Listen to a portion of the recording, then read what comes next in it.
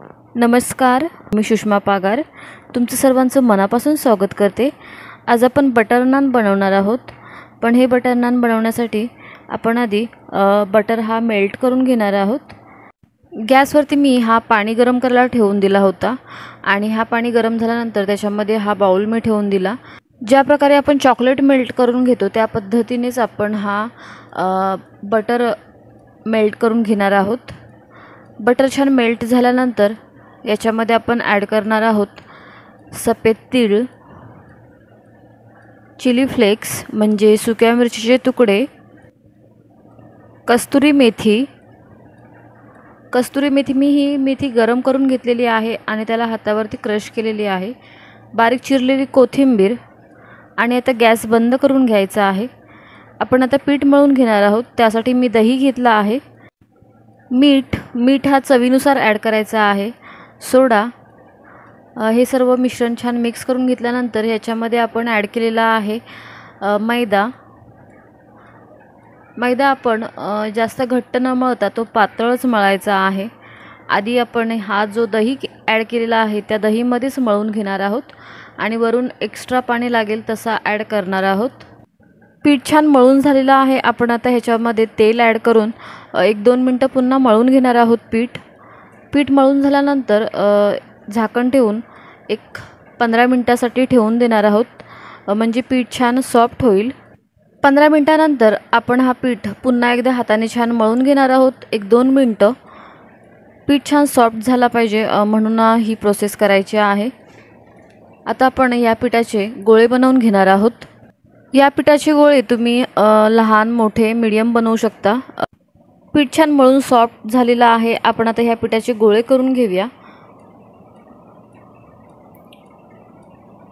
गोळे छान बनवून घेतल्यानंतर हे आपण सुक्या पिठावरती लाटून घेणार आहोत आणि हे जे नान बनवतो आपण ते चपातीसारखे पातळ न बनवता ते जाडच बनवायचे आहेत। यांचा जो शेप आहे तो मी राऊंड शेपमध्ये बनवत आहे। तुम्ही ओव्हल शेपमध्ये सुद्धा बनवू शकता किंवा राऊंड शेपमध्ये सुद्धा बनवू शकता। सुक्या पिठाने आपण हे लाटून घेणार आहोत। आधी ही मी मोठी पोळी बनवत आहे आणि त्याच्यानंतरच्या ज्या पोळ्या आपण बनवणार आहोत त्या एक साईजच्या असणार आहेत। तुम्ही या साईजमध्ये सुद्धा बनवू शकता किंवा जी आपण सेकंड साईज बनवणार आहोत त्या साईजमध्ये सुद्धा बनवू शकता। एवढे जाड असतील या पद्धतीने आपण सर्व नान लाटून घेणार आहोत, म्हणजे वळून घेणार आहोत। हे तुम्ही लाटणीने सुद्धा लाटू शकता किंवा रोलरने सुद्धा लाटू शकता किंवा हाताने सुद्धा हे प्रेस करून तुम्ही बनवू शकता। अगर तुम्हाला साईज छोटी हवी असेल तर तुम्ही हाताने सुद्धा हा प्रेस करून बनवू शकता। आपण ही सेकंड साईज बनवली आहे ती बरोबर आहे। ह्या पद्धतीने आपण बनवून घेऊ शकतो, मग ते ओव्हल शेपमध्ये असोत किंवा राऊंड शेपमध्ये असोत।